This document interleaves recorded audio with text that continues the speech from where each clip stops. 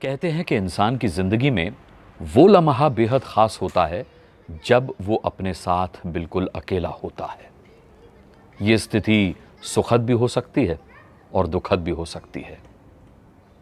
मैं उस वक्त उसी दौर से गुज़र रहा था। हम नागपुर के भंडारा से आगरा आ चुके थे। माँ सेंट्रल ऑर्डिनेंस डिपो में नौकरी करने जाती थीं। बहन बहुत छोटी थी, उसको बहुत ज़्यादा समझ थी नहीं। घर में नाना नानी थे और 4 मामा थे। 2 सरकारी नौकरी में सेटल थे और बाकी जो 2 छोटे थे, नाना नानी का कहना था कि वो पापा की वजह से मम्मी के साथ जो 7-8 महीने भंडारा में रहे, उस वजह से वो 2 मामा जो छोटे थे वो अनसेटल हो गए, डिरेल हो गए, बिगड़ गए सॉर्ट ऑफ। तो उनका ध्यान, नाना नानी का ध्यान उन मामाओं पर ज़्यादा जाने लगा।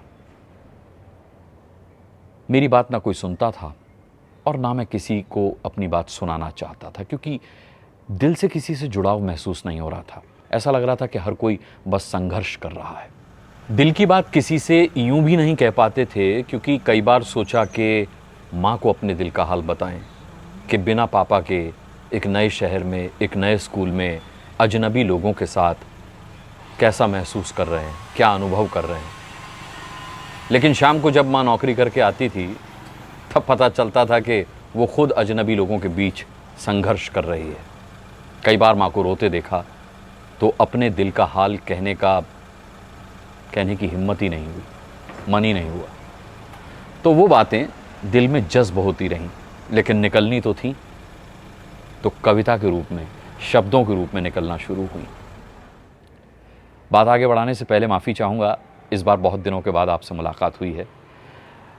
देरी दरअसल इसलिए हुई क्योंकि वो डायरी नहीं मिल रही थी जिस डायरी पर मूर्धन्य साहित्यकार, बाल कवि डॉक्टर द्वारका प्रसाद माहेश्वरी ने मुस्कान लिखा था। और यहीं से शुरुआत हुई थी मेरे नाम के आगे मुस्कान जुड़ने की।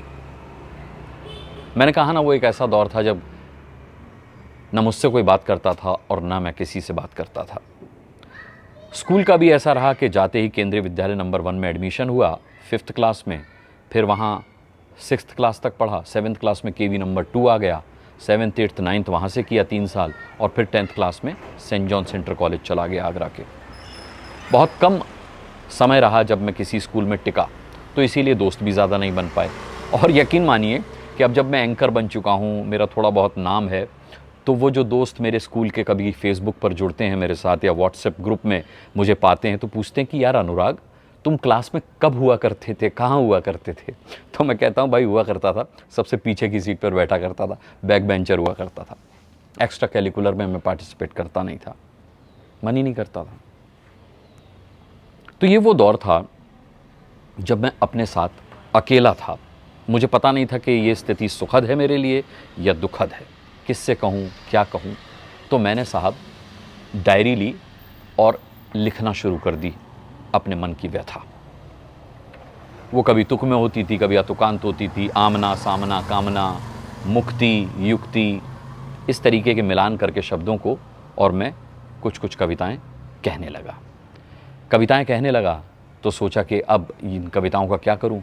तो अखबारों में पढ़ता था काव्य गोष्ठी हो रही है, तो पहुंच जाता था अपनी डायरी लेकर के और काव्य गोष्ठी के आयोजक से कहता था कि साहब, मैं भी कविताएं लिखता हूं, आप अगर मंच पर मुझे स्थान देंगे तो कृपा होगी। धीरे धीरे करके मुझे काव्य गोष्ठियों में कविता पढ़ने का मौका मिलने लगा, और बहुत बड़ा सौभाग्य था मेरा कि मैंने कई कवि सम्मेलन तो नहीं, काव्य गोष्ठियाँ द्वारका प्रसाद माहेश्वरी जी की अध्यक्षता में पढ़ी। मेरा एक और बहुत बड़ा सौभाग्य रहा है, अखबार में द्वारका प्रसाद माहेश्वरी जी के साथ मेरी कविता छपी थी। वो दिन वाकई में अभूतपूर्व था। सोचिए आप, जिनकी कविता वीर तुम बढ़े चलो, धीर तुम बढ़े चलो पढ़कर हम बड़े हुए, उनके साथ मंच साझा करने का मौका मिला। आपको मैं उस अखबार की कटिंग भी दिखा रहा हूँ इस वक्त, और कुछ एक उन अखबारों की कटिंग भी है जो काव्य गोष्ठियों की रिपोर्ट छपा करती थी। आप इसको अगर पॉज करके जूम करके देखेंगे तो इसमें आपको मेरा नाम भी दिखाई देगा, अनुराग सक्सेना, और द्वारका प्रसाद माहेश्वरी जी का भी नाम दिखाई देगा, आगरा से ही थे हमारे। एक बार क्या हुआ कि हम लोग काव्य गोष्ठी के मंच पर थे, तो संचालक ने कवि का नाम बुलाया। वो हास्य कवि हुआ करते थे और अपना उपनाम गिलहरी लिखा करते थे। तो जब संचालक ने उनका नाम बुलाया और वो मंच की तरफ बढ़ रहे थे आगे, तो द्वारका प्रसाद माहेश्वरी जी, मैं बिल्कुल उनके बगल में बैठा हुआ था, तो वो हंस दिए। तो मैंने कहा दादा आप हंसे क्यों, अभी तो इन्होंने कविता पढ़ना शुरू भी नहीं किया। बोले नहीं, मैं ये सोचकर हंसा कि अच्छा खासा इंसान है और नाम गिलहरी रख लिया है। तो मैंने कहा अरे दादा ऐसे तो बहुत सारे नाम हैं, सूण हैं, साण हैं, इसके अलावा भी बहुत सारे नाम हैं जो अचानक से प्रभावित करते हैं, अपनी ओर ध्यान आकर्षित करते हैं। बोले हाँ हाँ वही मैं देख रहा हूँ, अजीब टाइप का प्रचलन अपनी पहचान कायम करने के लिए चल पड़ा है। तो मैंने कहा दादा आपने अपना कोई उपनाम नहीं रखा, आप द्वारका प्रसाद माहेश्वरी जी के नाम से लिखते हैं।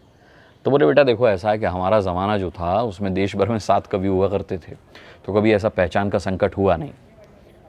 अब तुम्हारा दौर है, एक घर में 7 कवि होते हैं, कौन किसे पहचाने, कैसे अपनी पहचान अलग बनाए।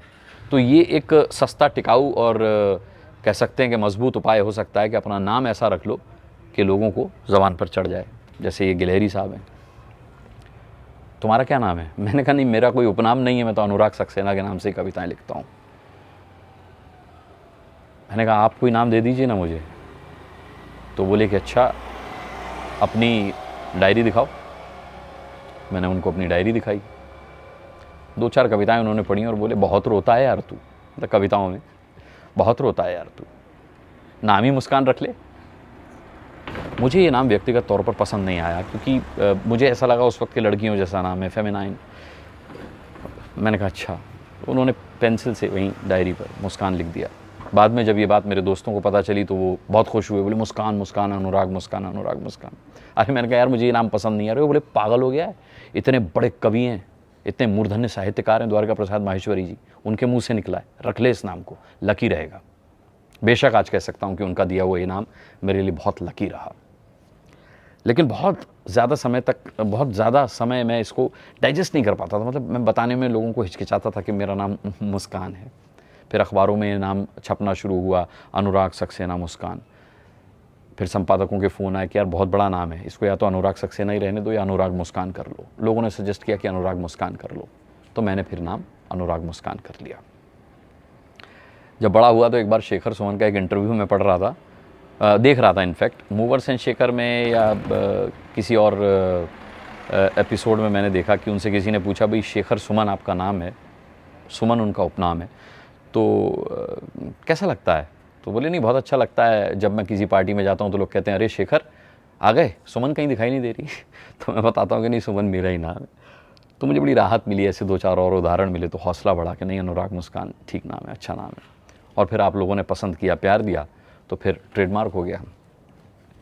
तो ये कहानी थी मेरे अनुराग सक्सेना से अनुराग मुस्कान बन जाने की।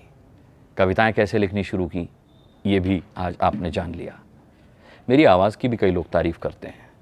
अगली बार जब आपसे मुलाकात होगी तो अपनी आवाज़ की कहानी सुनाऊंगा। ये कहानी बड़ी दिलचस्प इसलिए है क्योंकि मेरी आवाज़ जो है वो हमेशा से ऐसी नहीं थी। मैं बोलने में हिचकिचाता था, लड़कियों जैसी आवाज़ थी, बारीक पतली सी।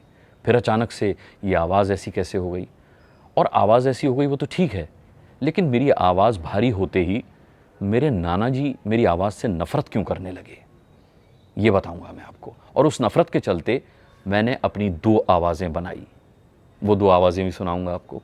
अगले एपिसोड में बहुत जल्द आपसे मुलाकात होगी, तब तक के लिए इजाज़त दीजिए। बहुत बहुत धन्यवाद।